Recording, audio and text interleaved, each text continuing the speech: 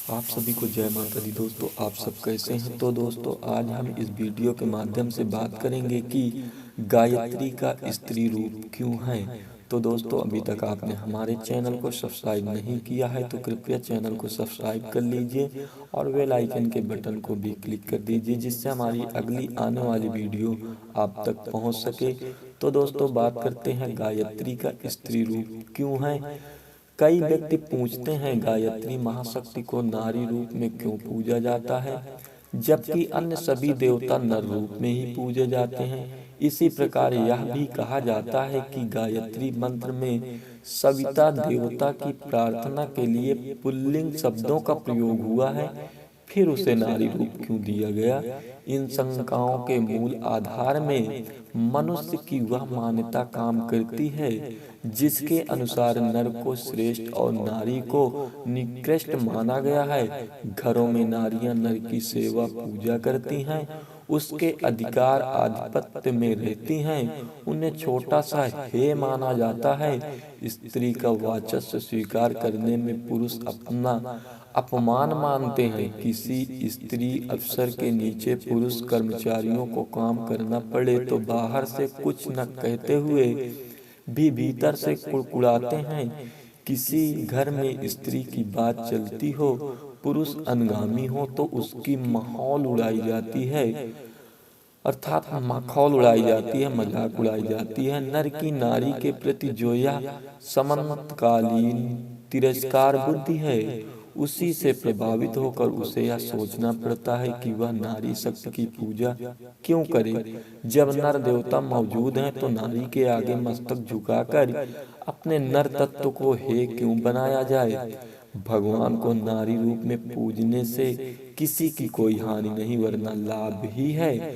माता के हृदय में अपार वात्सल्य है, जिनकी करुणा एवं ममता माँ में होती है उतनी और किसी संबंधी में नहीं। उपासना के लिए भगवान को किसी घनिष्ठ संबंधी के रूप में ही मान्यता प्रदान करनी पड़ती है। निरंकार ब्रह्मा का ध्यान संभव नहीं, ध्यान के बिना उपासना नहीं हो सकती। निरंकारवादी भी ध्यान उपासना प्रयोजन के लिए प्रकाश का ध्यान करते हैं। प्रकाश ही आखिर पंचभूतों के अंतर्गत आता है।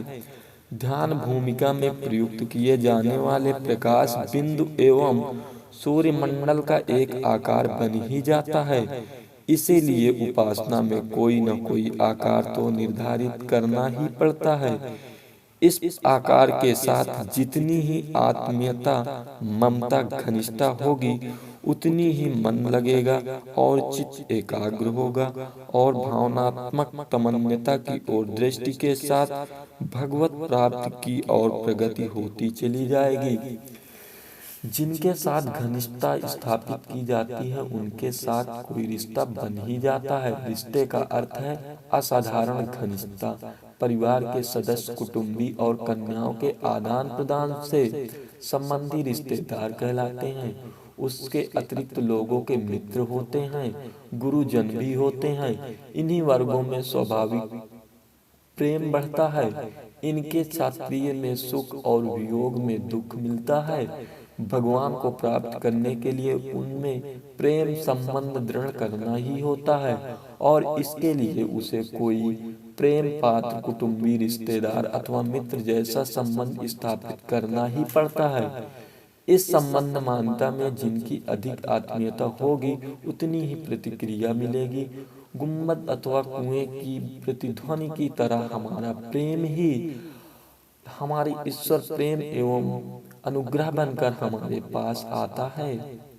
जिस अनुग्रह स्तर का भाव या प्यार हम भगवान के प्रति व्यक्त करते हैं, उसी के अनुरूप दीवार पर मारी हुई रबड़ की गेंद की तरह लौटकर भगवान की अनुकंपा हमारे पास वापिस आती है। इसीलिए भगवान को कोई न कोई संबंधी मानकर चलना ही होगा। उस मान्यता के आधार पर ही हमारी उपासना में प्रगति होती है। भगवान से कोई भी संबंध स्थापित किया जा सकता है।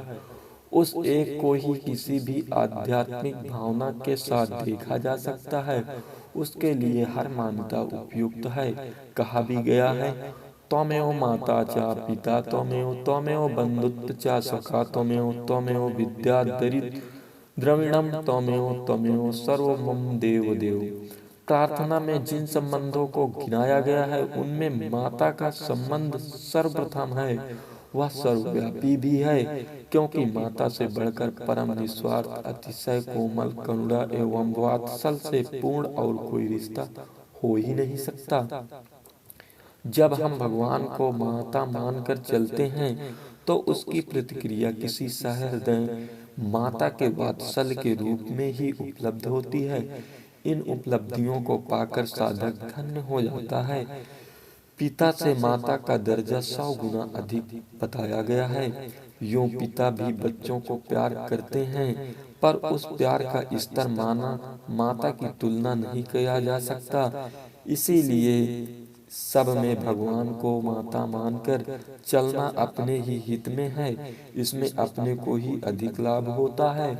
नारी के प्रति मनुष्य में एक वासनात्मक भ्रष्टता की प्रवृत्ति जड़ जमाए बैठी रहती है। यदि इसे हटाया जा सके, नर और नारी के बीच काम कौतुल की कल्पना हटाई जा सके, तो विश्व को अमृत में बदलने जैसी भावनात्मक रसायन बन सकती है। नर और नारी के बीच में जो रति और प्राण विद्युत धारा सी बहती है, उसका संपूर्ण वैसा ही प्रभाव उत्पन्न करता है जैसा कि बिजली के निगेटिव और पॉजिटिव धाराओं के मिलने से विद्युत संचार का माध्यम बन जाता है। माता और पुत्र का मिलन एक अत्यंत उत्कृष्ट स्तर की आध्यात्मिक विद्युत धारा का सृजन करता है।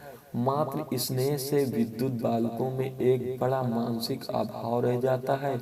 भले ही उन्हें संसारिक अन्य सुविधाएं कितनी ही अधिक क्यों न हो, पत्नी, बहन, पुत्री आदि के रूप में भी नारी नर को महत्वपूर्ण भावनात्मक पोषण प्रदान करती है और उसकी मानसिक अपूर्णता को पूर्ण करने में सहायक होती है। क्षेत्र में भी लागू होती है। माता का नारी रूप ध्यान भूमि में जब प्रवेश करता है तो उसमें प्राण की एक बड़ी अपूर्णता पूरी होती है। युवती नारी के रूप में माता का ध्यान करके हम नारी के प्रति वासना दृष्टि हटाकर पवित्रता का दृष्टिकोण जमाने का अभ्यास करते हैं। इसमें जितनी ही सफलता मिलती है, उतना ही बाह्य जगत में भी हमारा नारी के प्रति वासना दृष्टि रखने में मन हटता जाता है। इस प्रकार नर नारी के बीच जिस पवित्रता की स्थापना हो जाने पर अनेक आध्यात्मिक बाधाएं, कठिनाइयां एवं विकृतियां दूर हो जाती हैं, उसका लाभ सहज ही मिलने लगता है। गायत्री माता का ध्यान एक वृद्धा नारी का नहीं वरना एक युवती का होता है। युवती में यदि उत्कृष्टता चाहिए कि आध्यात्मिक स्तर सिद्धि योगियों जैसा तेजस्वी बन गया। गायत्री उपासना में इन महाशक्तियों को नारी रूप में देकर इस एक महापूर्ण आध्यात्मिक आवश्यकता की पूर्ति का प्रयत्न किया गया है। भाषा विज्ञान की दृष्टि से शक्ति शिवलिंग है, इसलिए यदि ध्यान कल्पना में उसे नारी रूप में निश्चित किया जाए तो उसमें अनुचित कुछ भी नहीं। उस महामंत्र में सविता देवता के लिए पुल्लिंग शब्दों का प्रयोग भले ही हुआ है, वह है तो स्तुति ही है। प्रार्थना की प्रार्थना और स्तुति दोनों की स्त्रीलिंग है। इसी दिशा में यदि गायत्री को स्त्री रूप में निश्चित किया गया है तो इसमें गायत्री को स्त्री रूप निश्चित किया जा सकता है, तो इसमें बुराई क्या। सच तो यह है कि शक्ति तत्व को स्त्री पुरुष के वर्गों के व्यक्त ही नहीं किया जा सकता। यह विभाजन तो शरीरधारी प्राणियों को संतोष प्रयोजन के लिए ही होता है। दिव्य शक्तियां न तो शरीरधारी हैं और न उन्हें प्रजनन ही करना है। ऐसी दशा में उनमें वास्तविक लिंग भेद नहीं। उन्हें नर नारी के रूप में तो ध्यान सुविधा के लिए ही चित्रित किया जाता है, अथवा भाषा में जिस प्रकार का लिंग प्रयुक्त होता है उसी आधार पर उनका शरीर बना दिया जाता है। वह वस्तु वास्तविक नहीं वरना मानवीय कल्पना का खेल है। अग्नि स्त्रीलिंग है, तेजस्वी पुल्लिंग है, शब्दों में लिंग भेद है पर वस्तु एक ही है। वस्तु स्त्री और मरुत पुल्लिंग है, बात एक ही है पर शब्दों के आधार पर लिंग बदल जाता है। उपवन पुल्लिंग है, वाटिका स्त्रीलिंग। एक ही चीज के दो स्वरूप संज्ञा और प्रसंग में नर और अंग्रेजी में नारी मानते हैं। वस्तुतः चंद्रमा एक ग्रह पिंड मात्र है, वह ना नर है ना नारी है। भाषा और कल्पना में उन्हें नर नारी के रूप में खींचा जाता है, पर ब्रह्मा की सर्वोपरि शक्ति को स्त्री कहा जाए या पुरुष, यह हमारी भाषा और कल्पना पर निर्भर है। वस्तुतः वह लिंग भेद से परे है। उपासना में गायत्री की तुलना नारी रूप में करके हम अपना ही साधनात्मक एवं भावनात्मक प्रयोजन पूर्ण करते हैं।